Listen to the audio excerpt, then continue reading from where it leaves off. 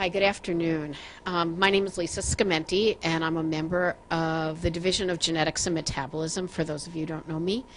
And I am beyond delighted to introduce Dr. Pierpont and Dr. Pierpont to you this morning. So Dr. Mariella Pierpont is the reason I'm here, and I have much to be grateful for. Dr. Pierpont was the fellowship director when I first came and recruited me to this program, but let me just quickly tell you about her accomplishments. She's someone who has had well over 100 publications, both peer-reviewed and book chapters, and really is the mother of cardiac genetics as we know it.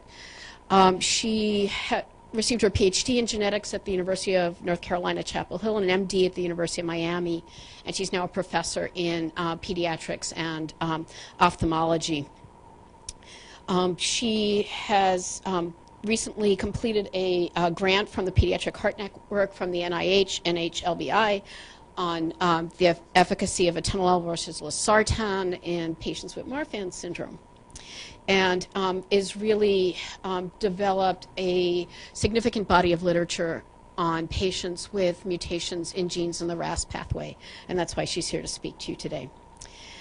Rene Pierpont, whose real name is Elizabeth, but we've known her as Rene forever, received her PhD in psychology from the University of Wisconsin-Madison at the Weizmann Institute, and she's now a fellow here in neuropsychology. But even at this relatively junior stage in her career, she's had an amazing level of accomplishment with over 8 publications since 2009 in this area of the behavioral consequences of RASopathies, and of those 5 she's first author. She is receiving grant funding from the Rare Disease Foundation from a clinical research program where she's a co-I on this project with investigators from Harvard University. So it's with great pleasure that I present Drs. Pierpont to you to talk about RASopathies. Thank you. Thank you.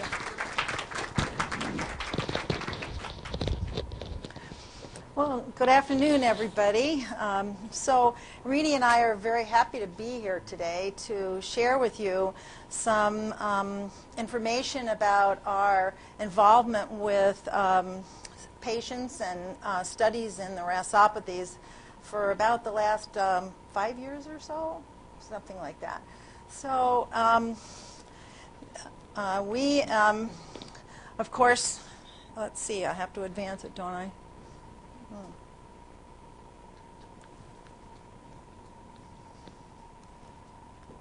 Uh-oh. They cut the whole thing cut off. There we go. No input is detected. There we go. Okay, now, okay. So neither one of us have any conflict of interest to declare to you. No, that's the wrong button here. I'm sorry. I don't know what. Yeah, yeah. Okay, thank you. Thank you. Okay. So now I just have to put this one. This is have to.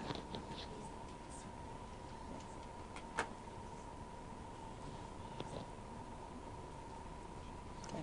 Sorry, everybody. Keep trying to push the wrong little button here. It looks like it should be. So the goals of our presentation today are to discuss the diagnosis of patients with RASopathies, to provide some information to you about clinical research in one area, one of the RASopathies, CFC syndrome, that I've been working on, and finally to review the research in neurobehavioral aspects of the RASopathies. So this is a photograph of Dr. Jacqueline Noonan. She is sort of the queen of the RASopathies, so to speak. In 1968, she described Noonan syndrome with a group of about 19 patients, many of whom had short stature, unusual facial appearance, and pulmonary valvular stenosis. And a lot of the research that's been generated in the last 10 to 15 years has been on patients with Noonan syndrome and other RASopathies.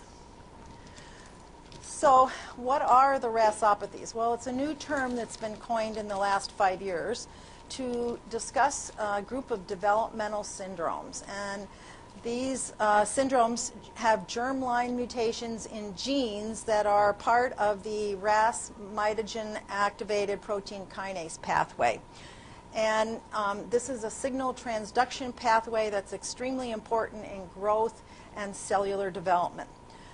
Differentiation, senescence, and cell cycle abnormalities and cell cycle regulation are very important in this pathway.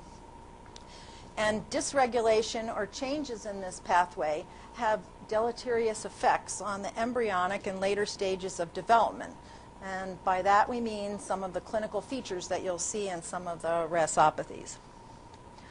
So this is the pathway of the RAS-MAPK kinase pathway.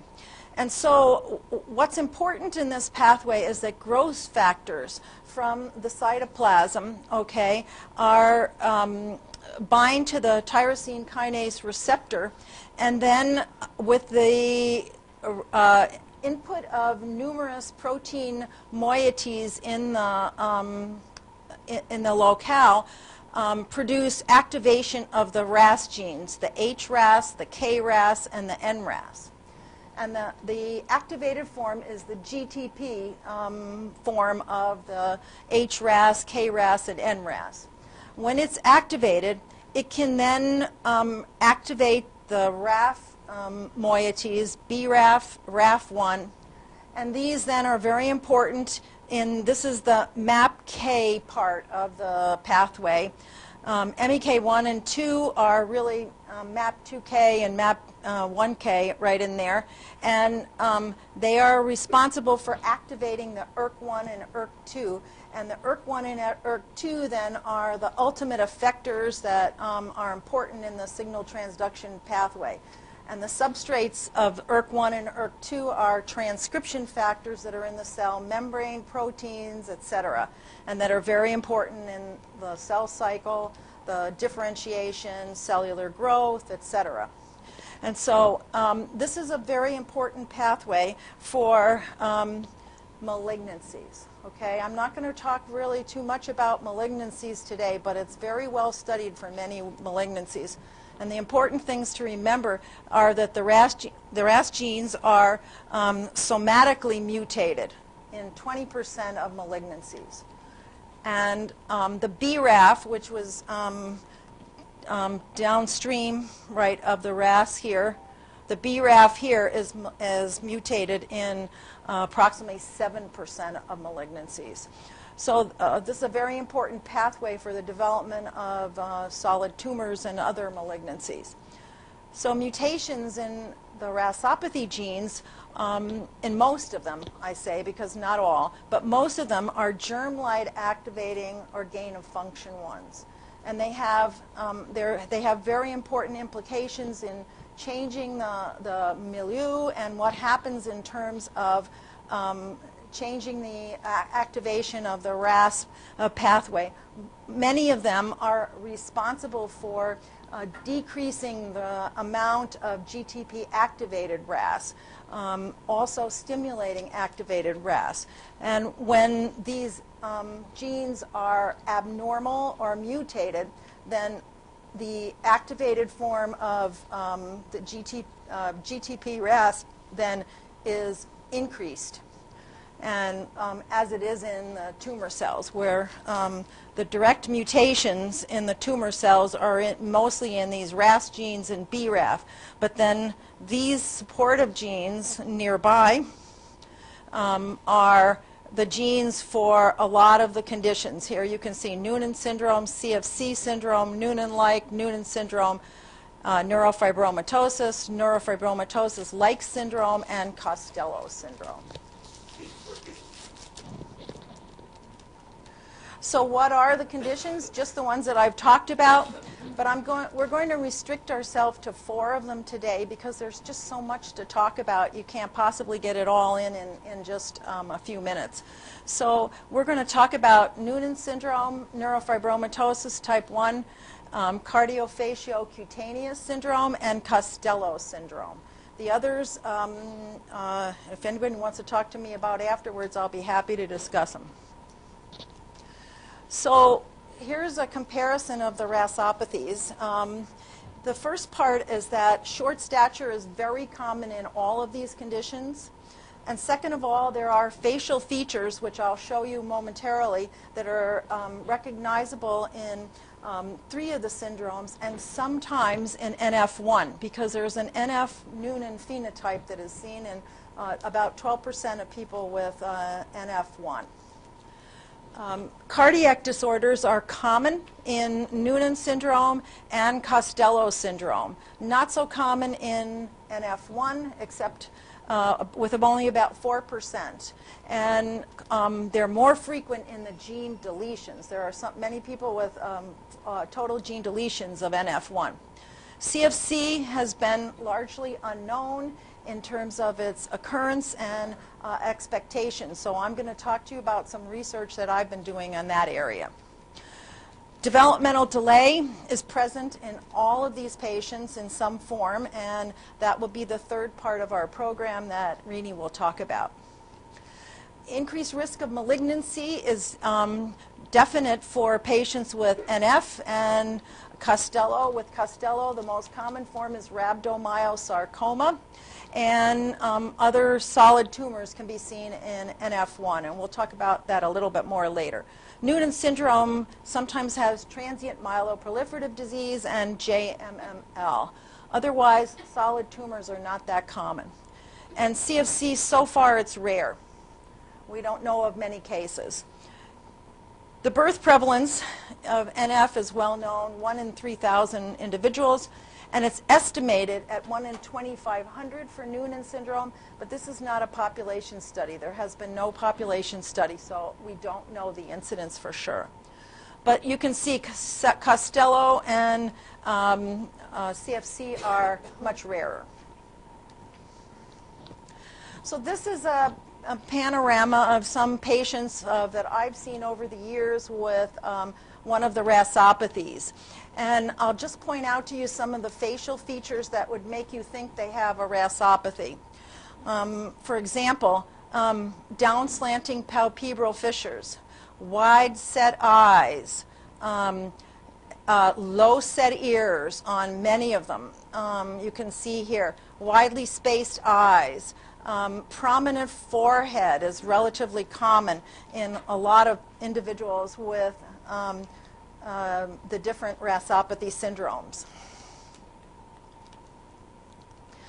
When they get to be adults, their facial features are not as recognizable. You can see that that it's more difficult to see what they might have if you don't see some of the features when they're younger. Here is an example of a child. Whoops. A child with one of the RASopathies and a parent with the RASopathy. And these are all adults. You can still see some of the features if you look very carefully. A little bit of the widely spaced eyes, triangular facial appearance sometimes is more evident here in some of the individuals. Lower set ears. You have to look a little more carefully in adults to recognize the many features. And I'll go back to these slides at the end if anybody wants to guess what their diagnoses are. I'm not going to tell you all right now. We'll have a little fun, okay? So, the diagnosis then of the syndromes is very important. And so I'm going to just show you some photographs of some patients with Noonan syndrome. Most of them have facial features such as widely spaced eyes, triangular faces that you can see, lower set ears, very common, growth retardation, very common, pectus, radial subluxation, and congenital heart disease. And the congenital heart disease, the most common problems are pulmonary stenosis and atrial septal defect, although there is a certain percentage that have hypertrophic cardiomyopathy or a thickening of the left ventricle. CFC syndrome, the one that I've been studying with regard to heart disease. We'll talk about that in a few minutes. These individuals have prominent foreheads, low set ears, widely spaced eyes, curly hair is one of the markers, sparse eyelashes and eyebrows, and many of them are failure to thrive, require gastrostomy tubes. They were called for many years as severe Noonan syndrome. All of them have developmental delay to some extent, and we'll talk a little bit about that in the third part here. Heart defects, the incidence and the long-term expectations are not known yet, and I'm going to show some of that in my talk. This is a young girl with Costello syndrome. The diagnosis was recently made by Dr. Amy Calhoun of our Division of Genetics and Metabolism. She was in our NICU.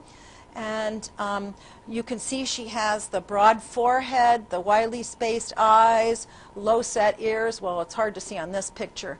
But she has the redundant skin with deep skin markings that are all part of this. Heart defects. Arrhythmias are common in this condition, and developmental delay is almost universal. And papillomas on the mucous membranes are also very common. NF1. This patient is a patient of Dr. Chris Mortel, who sees his patients in the neurofibromatosis clinic.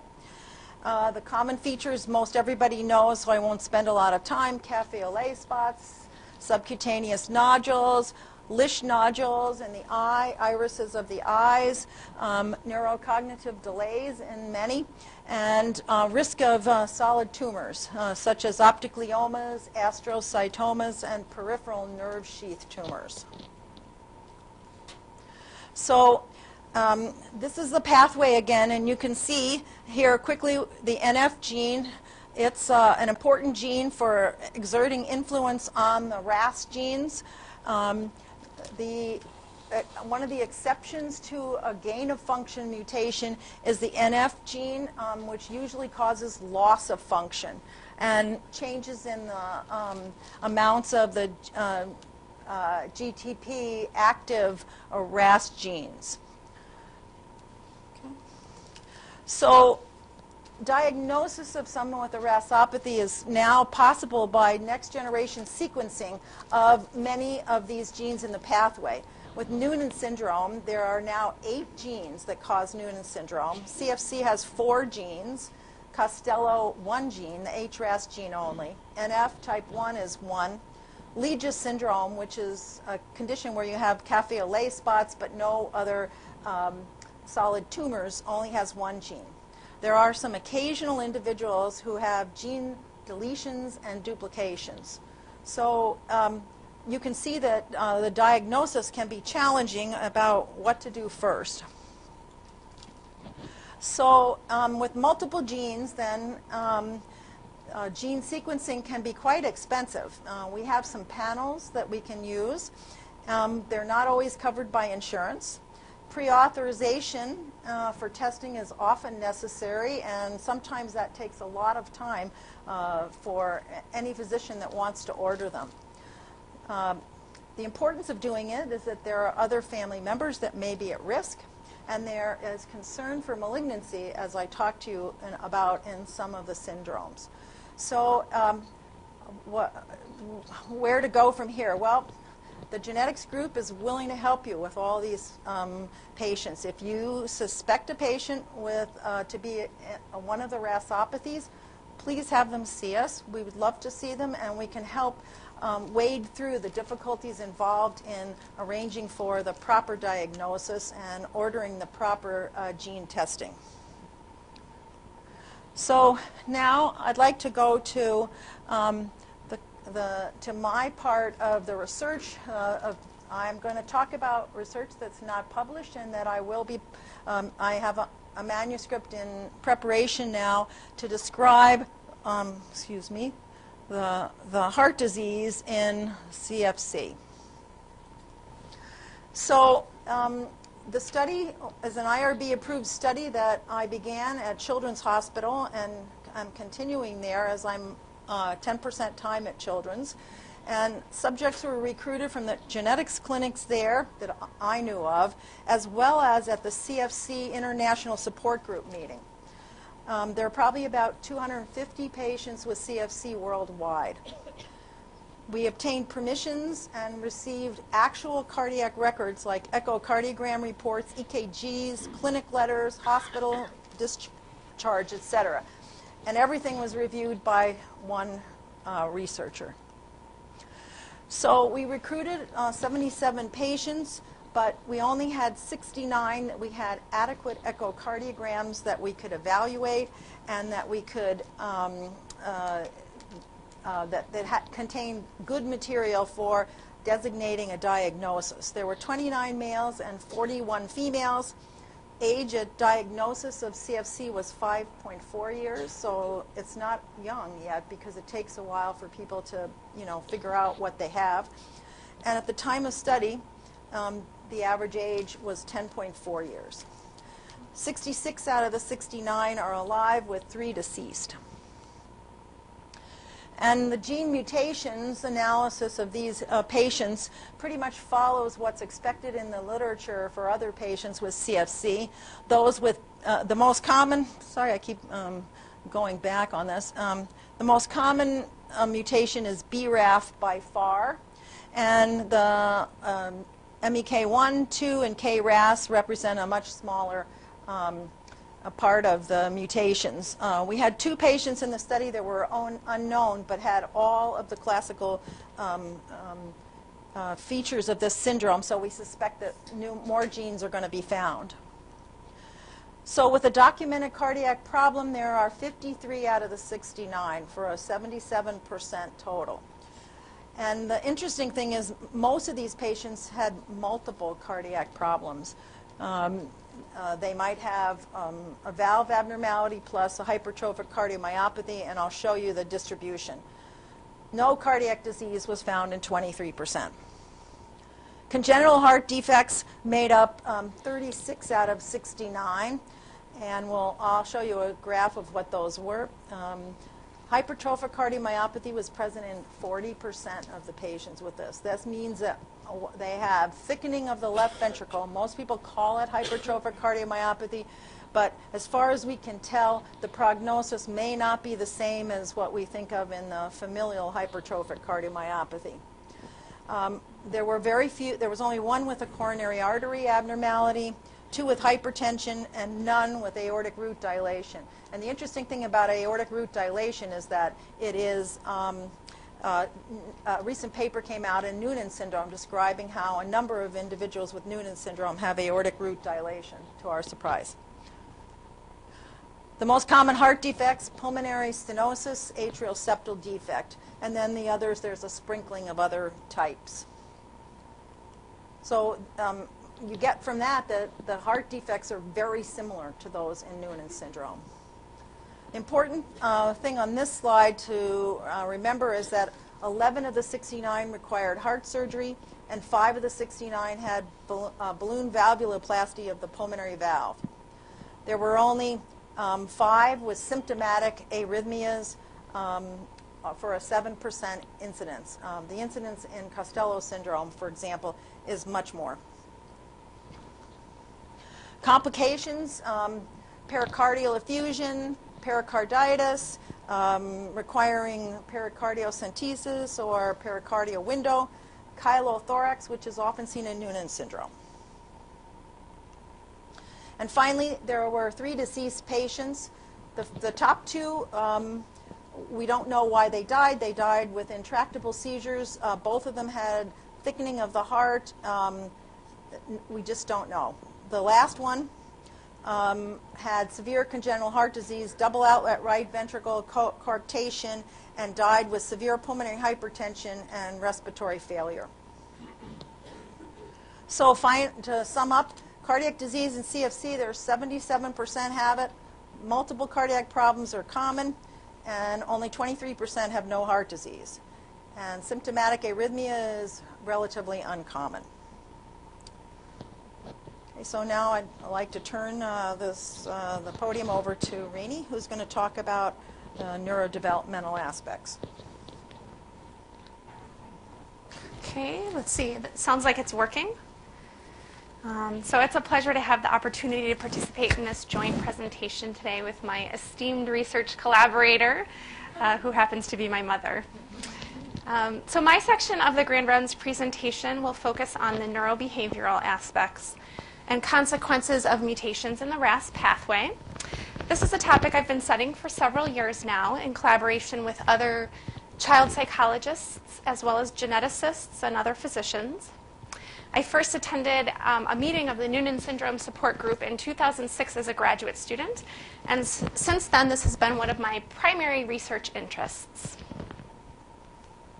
I'll start by providing a very brief overview of what we've been learning about neuropsychological functioning in children with RASopathy conditions, focusing on 4 conditions that we know the most about, which my mother went over. Next, I'll talk about some of the genetic and environmental risk factors for neurocognitive impairments in the RASopathies. And most of this research has emerged in the last 5 years as we've been learning and discovering more of the causative genes for the RASopathies. Finally, I'll touch on some of the initial outcomes of clinical trials targeting aspects of learning or behavior. As has already been described, we're learning a great deal about the function of various genes within this pathway. Nevertheless, there remains a significant gap in our understanding of exactly how each of how the altered expression of each of these RAS pathway genes affects brain development and functioning. I'll first talk about CFC syndrome, which is generally considered to arise from mutations in the BRAF and MEK1 and MEK2 genes. CFC is a RASopathy with some of the most significant neurobehavioral and neurological challenges. This is a table taken from a recent consensus paper that Dr. Pierpont and I were involved with, and indicates some of the most common neurological conditions, including hypotonia and seizures. And it's important to note that structural brain anomalies are common in CFC and can impact intellectual development. And they indicate a pattern of atypical neurodevelopment that may not be easily reversed later in development.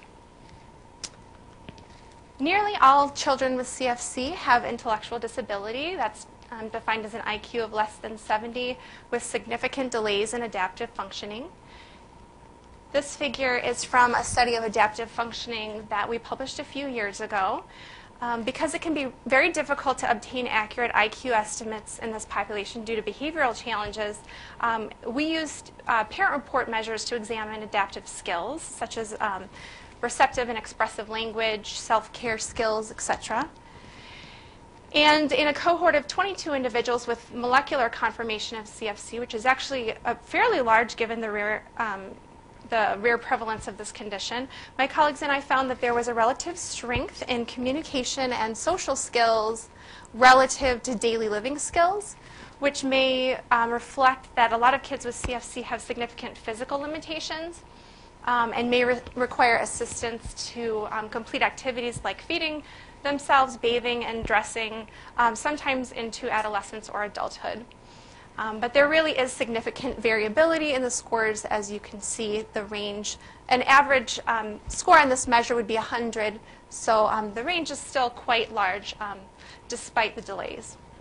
Additional common behavioral concerns in CFC include sensory processing issues, sleep difficulties, a shortened attention span, and features of autism spectrum disorder.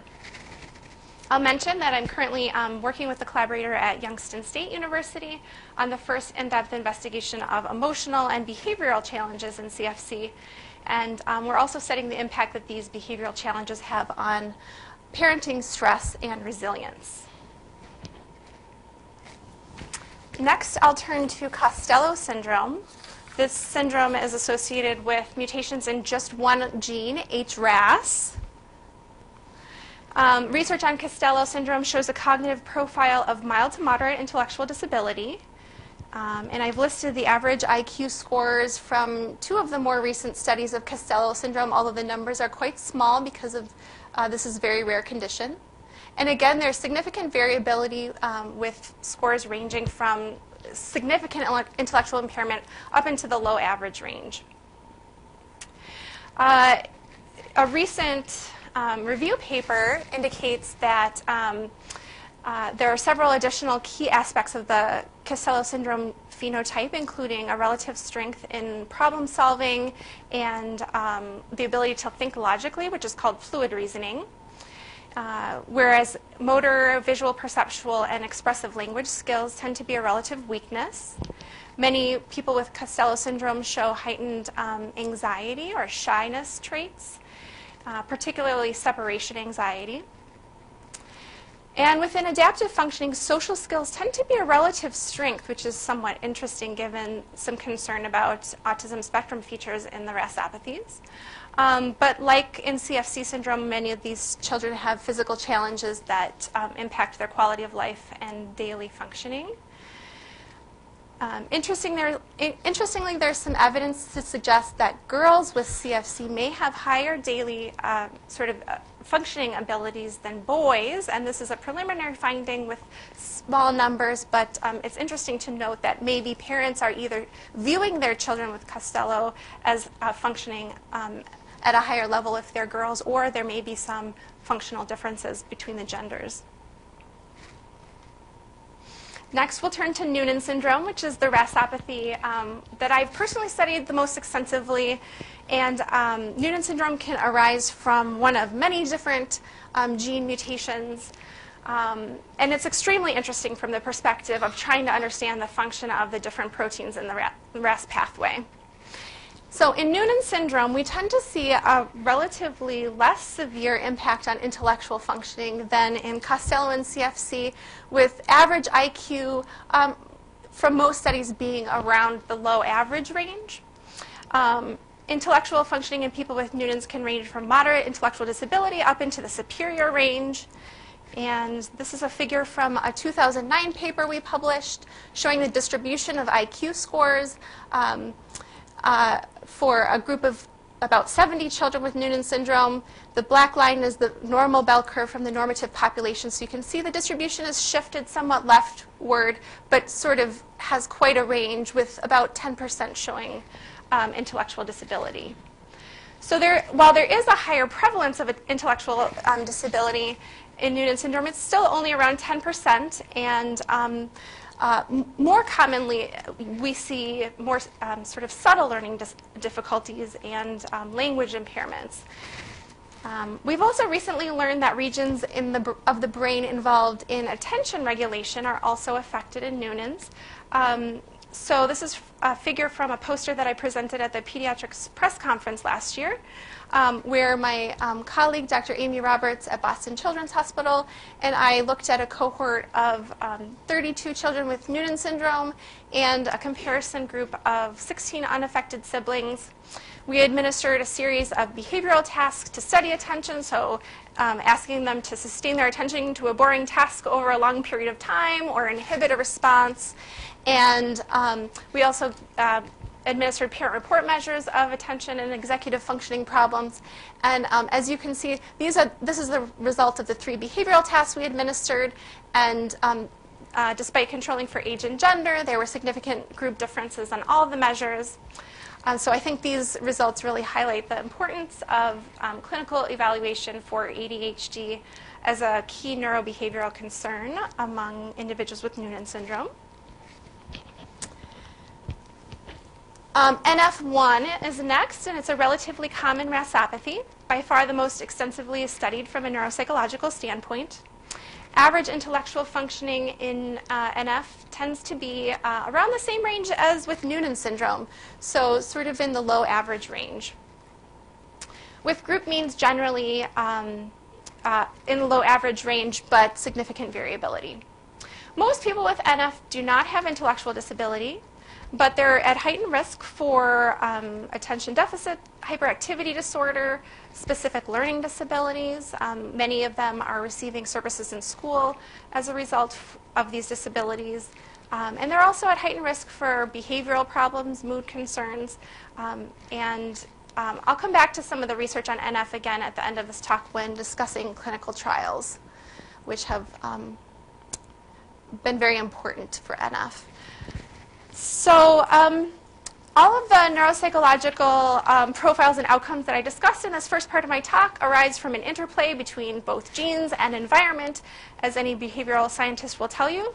So let's first turn to what's known about the role of genotype in outcomes in individuals with RASopathies. So I'll just briefly review 3 reported findings showing a relationship between genotype and some aspect of behavior in the RASopathies. This first one is from a 2009 paper which examined individuals with 7 different RAS pathway mutations. And this graph plots IQ scores, which a mean IQ score is 100, as a function of the different genes in the pathway. And so they're grouped according to a symbol by the gene. So this is the PTPN11 gene. The diamonds here are the SOS1 gene. Those are Noonan syndrome gene mutations. And as you can see, they're generally in the low average to the high average range in terms of their intellectual functioning. The triangles are Costello syndrome, which range, the kids range in IQ from about 40 to 60 and are pretty tightly centered around that area. The BRAF mutation, that's the CFC mutation, has quite a high variability, but most do have significant intellectual disability. So this really highlights the broad spectrum of developmental outcomes because despite having the same mutation, some of these kids who obtain the lowest possible IQ score differed very significantly from this patient with a BRAF mutation whose IQ was about 90, which is in the average range. This is a graph from a similar paper that we published investigating adaptive behavior skills of individuals with Noonan and CFC mutations. So similar, the PTPN11 and SOS1 gene mutations caused some delays, but not nearly as significant as the CFC mutations, which are the BRAF, MEK1, and MEK2 mutations. This, I guess it's pentagon here, are the 2 patients with KRAS mutations, which were sort of intermediate between the distribution seen in the CFC patients and the Noonan patients. And that's actually somewhat interesting because their medical or clinical phenotype is also somewhat intermediate. They show some features of CFC syndrome, some features of Noonan syndrome, and so their sort of neurobehavioral profiles tend to kind of fall in that intermediate range as well. And this, the pathway slide kind of shows that really nobody knows if KRAS is really CFC or if it's really Noonan, and so some people with this mutation get diagnosed with whichever sort of they fit closest to. Okay, next we'll look at a data from another study examining intellectual skills in children with Noonan syndrome. This is one of my earliest studies on Noonans. So the graph shows IQ scores plotted by gene. So this is kids with a PTPN11 mutation. These are kids with SOS1 mutation. These are kids with unknown mutations. At this time, we were still, many of the genes that are now known to cause Noonan syndrome hadn't been discovered yet. But what you can see is that the kids with SOS1 mutations generally had IQs within the average to high average range and was statistically different even with that small group between the PTPN11 group and the unknown mutation group. And so we do know that looking at the literature, the vast majority of kids with SOS1 mutations have pretty typical intellectual functioning. And I would like to note, though, that there's about a 3 standard deviation difference in the IQ scores of kids with different PTPN11 mutations. So obviously there's factors other than genotype at play. Just an interesting case example. So this is 2 children with the exact same mutation in PTPN11, the same amino acid change. And one of the 2 children were pretty closely matched on nonverbal intellectual functioning, but showed a very wide spread in their verbal intellectual functioning, which just highlights this idea that genotype really doesn't explain everything in terms of the variability in development. And this child actually had some mild hearing loss and very significant language disorder. So, I mean, those two pieces are likely related, and I'll talk about that a little bit more. So in some of our research, we've begun to identify a few risk factors for neurocognitive impairments not directly associated with genotype. So I'll describe some of these environmental factors now, which I'm defining broadly as the home or academic environment, as well as some of the medical challenges and birth complications that children face. So this is kind of a busy slide, but basically this is a multiple regression analysis predicting intellectual functioning in children with Noonan syndrome. And what we found is that there was no relationship between the severity of the child's cardiac disease or heart condition and their intellectual functioning. But we did find a correlation between results from a hearing screening and their verbal skills.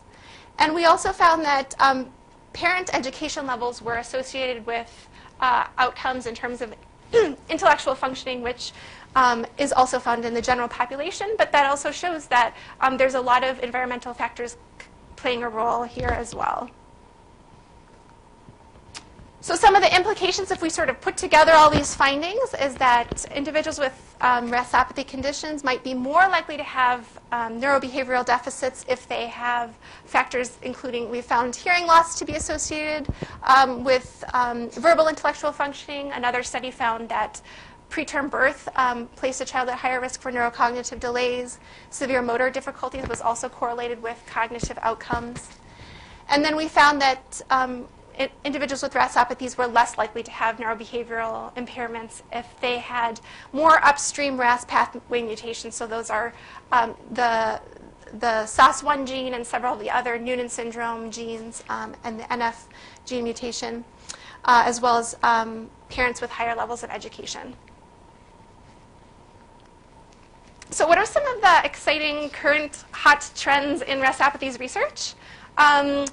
Right now, there's a lot of research going on to look at learning and memory processes and to try to understand the underlying neural differences in the RASopathies. And a lot of animal research has suggested some potential neural targets for clinical trials. So in NF, they found that a mouse model in a mouse model of NF, statin drugs, lovastatin in particular, reverse the learning and memory deficits of the adult mice with the sort of NF phenotype, and so that's a very exciting sort of starting point. Another exciting and growing area, I should say I've been involved in some of the research on learning and memory, characterizing the memory profile of kids with Noonan syndrome, and identifying tests that might be validated for clinical test batteries. Social cognition and social functioning is another area of significant interest. So many kids, I think this is really interesting because it spans really all the RASopathies, that many of the children with RASopathies struggle with things like being bullied, having difficulty making or keeping friends, or just generally with social communication. And so right now we've got a great collaboration going on with Dr. Martel's NF clinic and with some geneticists looking at social and emotional functioning in Noonan syndrome and NF1. And this will actually be the first study to directly compare these two syndromes with regard to their neurocognitive functioning or behavioral functioning, despite the fact that they have strikingly similar features in terms of neuropsychological outcomes. So I just want to briefly touch on clinical trials, and then we'll move on to questions. There are a number of challenges facing clinical trials to improve neuropsychological outcomes in the RASopathy. But research on NF has really been at the forefront. People have put a lot of effort into identifying how the behavioral impairments map onto neurobiological substrates.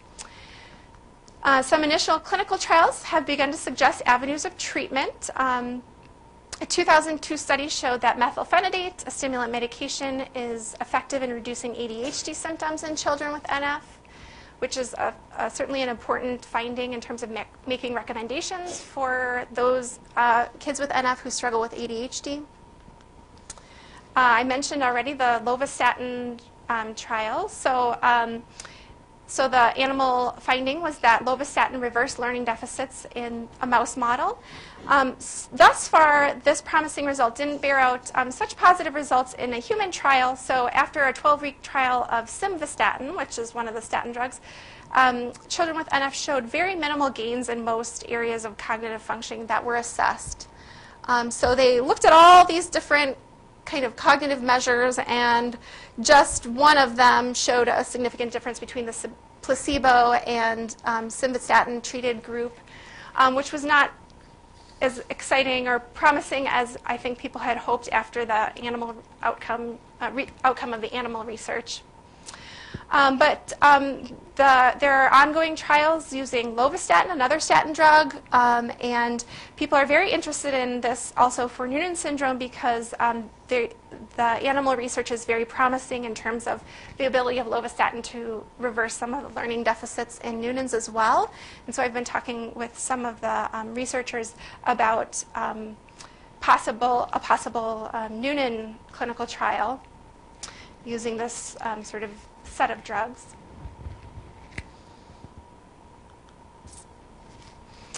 So a final note about some of the challenges in terms of this intervention research. So given the wide variability across the syndromes, it can be very difficult to figure out who might most benefit from a given intervention and in what way. So you might treat someone very differently for if they have a severe intellectual disability compared with somebody with an average IQ but mild learning problems. We also need to identify which specific behaviors we think are likely to change. So do we really want to target mood issues? Do we want to target attention issues? Do we want to target learning issues? So knowing the behaviors that we expect to respond best to treatment will be critically important. There are also measurement issues. The measures used for one of the RASopathy populations may not be applicable to the other RASopathy populations due to significant phenotypic differences. We need to make sure that each of these measures is validated for the population that we're trying to use it for. And of course, when you're looking at kids, the measures that are used at age 4 can be very different than those used at age 18. So thinking about the ages of the kids in the trial is also going to make a big difference in your likelihood of